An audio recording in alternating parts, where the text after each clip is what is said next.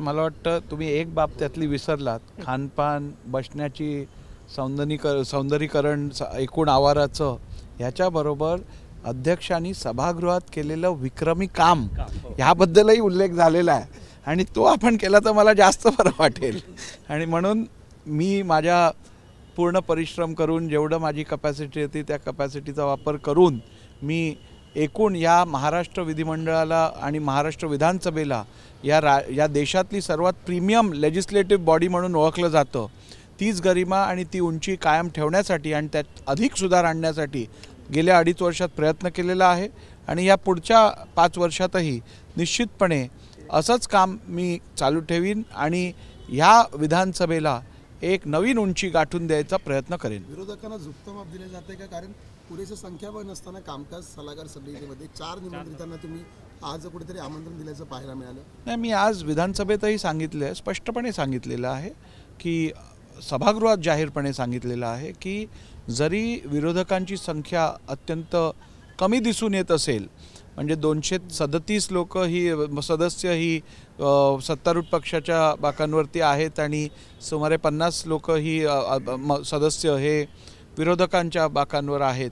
असं असतानाही विरोधकांची संख्या जरी कमी असली तरी त्यांना बोलण्याची आणि त्यांचे विचार आणि मत प्रकट करण्याची पुरेपूर संधी प्रत्येक आयुधातनं आणि प्रत्येक प्लॅटफॉर्मवरती मी देण्याची ग्वाही दिलेली आहे. ही बाब सत्य आहे की बिझनेस ॲडवायझरी कमिटीमध्ये 12 सदस्य असतात आणि 12 सदस्य एकूण साधारण 20 ते 22 सदस्यांपाठी एक सदस्य आपण नेमतो आणि त्यामुळे त्यांची संख्या बसत नसतानाही त्यांना मी ह्या समितीत त्यांचा समावेश केलेला आहे. कारण मला वाटतं सभागृहाचं एकूण योग्यरित्या चालवण्यासाठी सत्तारूढ आणि विरोधी पक्षातील सदस्यांचा सहभाग असणं अत्यंत आवश्यक आहे, सहकार्य आवश्यक आहे. आणि माझं हेच ध्येय आहे की येणाऱ्या काळात महाराष्ट्र विधानसभेच्या सर्व बैठका या अत्यंत नियमानुसार आणि योग्यरित्या चालाव्या. एकही मिनिट डिस्टर्बन्स किंवा डिस्रप्शनमुळे फुकट जाऊ नये आणि लोकांना पूर्ण न्याय मिळवून देण्यासाठी जनतेला प्रत्येक मिनिट विधानसभेचा हा सकारात्मक चर्चेतनं आपण करावा अशी माझी मनापासून इच्छा असल्यामुळे विरोधक आणि सत्तारूढ पक्षातील सर्व सदस्यांना सोबत घेऊन मी काम करू इच्छितो. तुम्ही सर्वाधिक कामकाज करून घेतलं होतं, यावेळी देखील तसंच चित्र आपल्याला पाहायला मिळणार का?